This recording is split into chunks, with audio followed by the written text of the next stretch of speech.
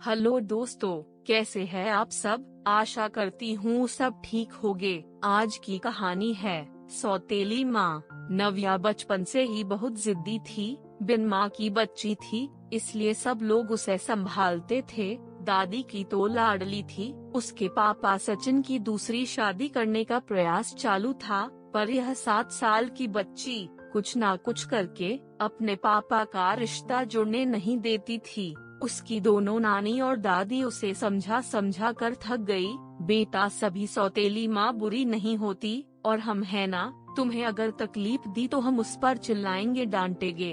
लेकिन उसके मन में बार बार डर आ रहा था कि सौतेली माँ मुझे तकलीफ देगी, पापा भी उसकी ही सुनेंगे, और उसकी माँ की आखिरी याद मतलब उसका मंगलसूत्र वह भी उस सौतेली माँ को दे देंगे। ऐसे उसे लगता था। सभी को टेंशन हो रहा था कि उसे कैसे समझाए।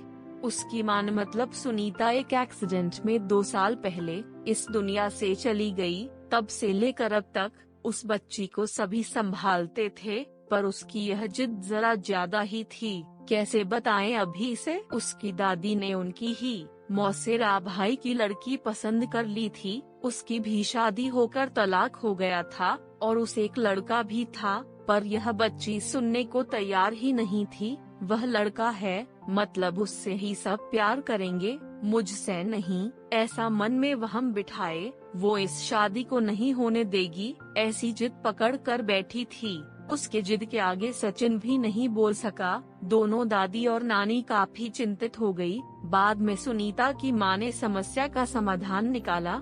सुनीता की एक दोस्त माया, जिसकी उम्र हो चुकी थी, इसलिए उसकी शादी तय नहीं हो रही थी। उसके घर जाकर नानी ने सब हकीकत बताई। वह सब सुनने और समझने के बाद भी माया शादी के लिए तैयार हो गई। इस वजह से दोनों नानी और दादी भी काफी खुश हो गए। अब सचिन क्या कहता है, इसकी उनको चिंता हो रही थी।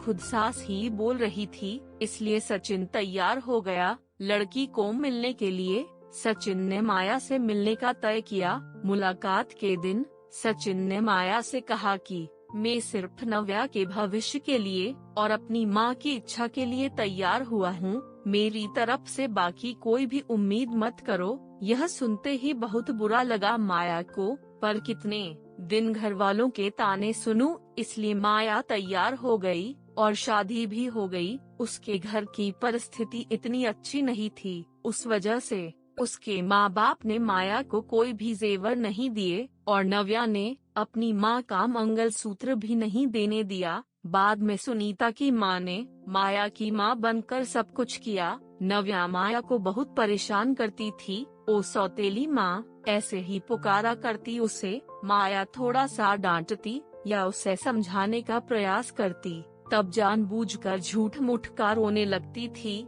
माया 2 महीने में ही पूरी तरह हताश हो गई। दोनों दादी और नानी को पहले ही सब कुछ पता था, इस वजह से माया को वह कुछ नहीं बोलती थी। वह उल्टा उसे बोलती थी कि मारोगी भी तो चलेगा। पर सचिन को यह सब सहन नहीं होता था। जब परिस्थिति हाथ से निकलने लगी तो माया ने उसकी सहेली को, जो कि एक स्कूल टीचर थी, उसके साथ मिलकर एक प्लान बनाया, और सचिन को असली परिस्थिति का, सच का पता चले, इसलिए नव्या के ड्रामों का वीडियोस बनाकर उसे दिखाया। पहले माया को ही गलत समझने वाला सचिन सारी सच्चाई से अवगत हुआ, और उसने उन दोनों को धन्यवाद किया। प्यार से नव्या को समझाया कि इसके आगे तुम्हें माया के साथ अच्छा बर्ताव करना होगा, उसकी सब बातें सुननी होगी। हालांकि नव्या ने काफी तमाशा किया, पर उसकी साइड लेने वाला कोई भी नहीं है, ये उसे समझ में आ गया। उसको माया पर बहुत गुस्सा आता था।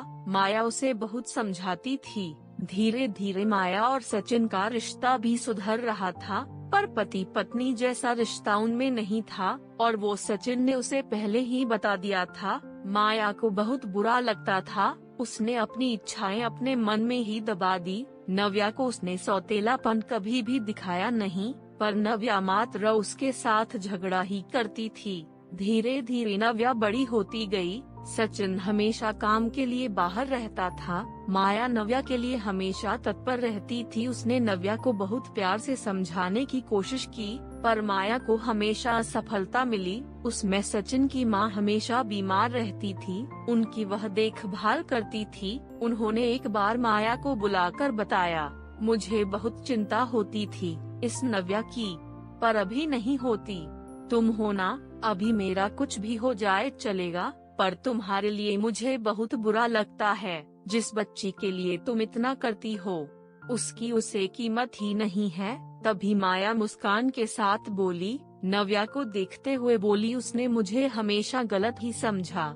हमेशा की तरह नव्या ने माया से बहुत झगड़ा किया। सचिन के घर पर आते ही उसको सब झूठ बताया, पर उसने भी नव्या को ही सुनाया। गुस्से में नव्या ने खाना भी नहीं खाया।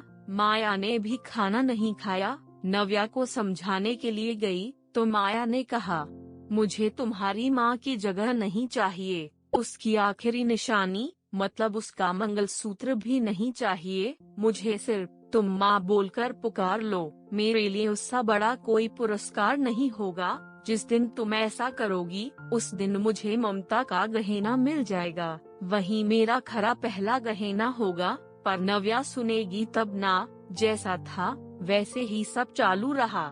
कई दिनों बाद दादी की तबीयत बिगड़ी। उन्होंने सचिन को बुलाया और कहा, माया बहुत अच्छी लड़की है, वह कभी भी भेदभाव नहीं करेगी। तुम उसको अपनी पत्नी की तरह स्वीकार कर लो।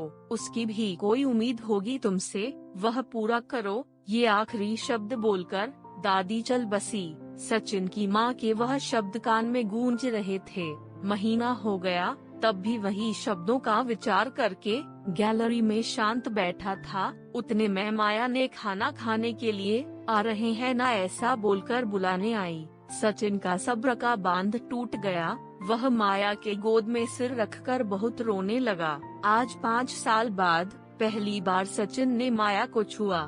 माया घबरा गई। उतने में नव्या वहाँ पर आ गई। इस वजह से वह विषय वहीं पर ही खत्म हो गया। कई दिनों बाद वापस सब नॉर्मल हो गया। दोनों ही अब शरीर से मन से नजदीक आ गए थे। नव्या को समझ आने के बाद वह भी जरा अच्छा बर्ताव करने लगी। अभी उसकी 12वीं की परीक्षा थी, इसलिए माया उसके टाइम टेबल सब ठीक से संभाल रही थी। कुल मिलाकर सब अच्छा चल रहा था। ऐसे में उनकी खुशियों को नजर लग गई। सचिन का भी एक्सीडेंट हो गया और वह गुजर गया। अभी माया और नव्या वह दोनों ही थी। एक दूसरे के लिए जो भी सेविंग थी उससे घर चल रहा था। माया तो ग्रेजुएट नहीं थी, इस वजह से उसे नौकरी मिलने में दिक्कत आ रही थी।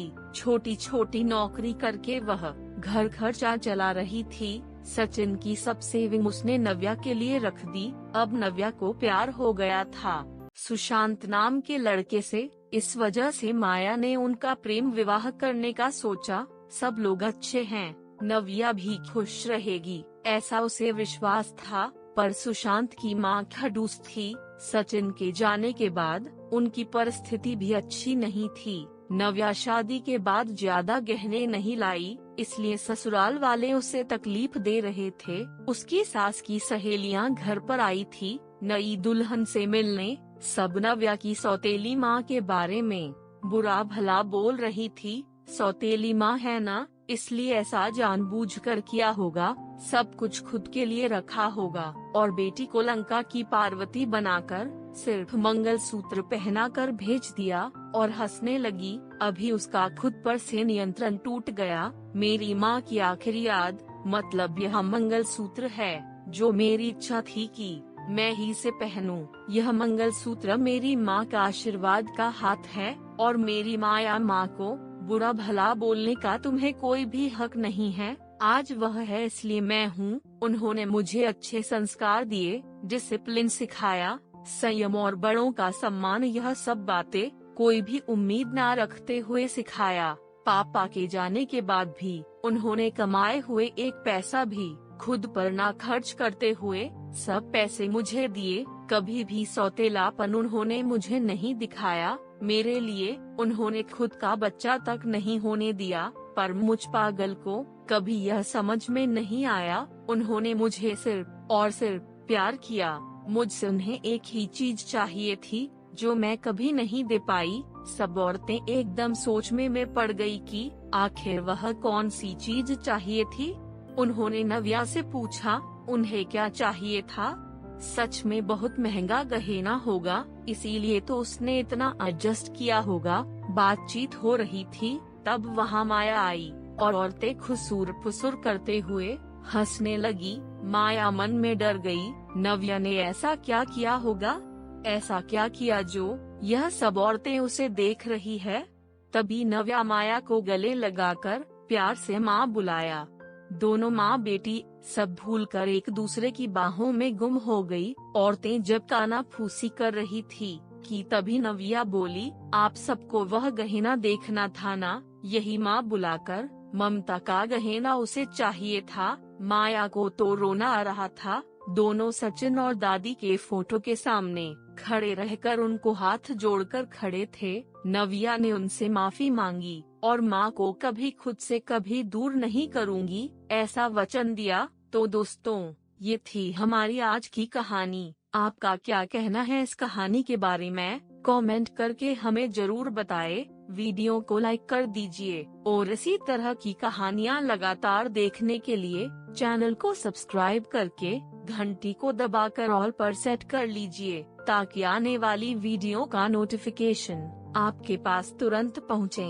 मिलती हूँ अगली वीडियो में। धन्यवाद।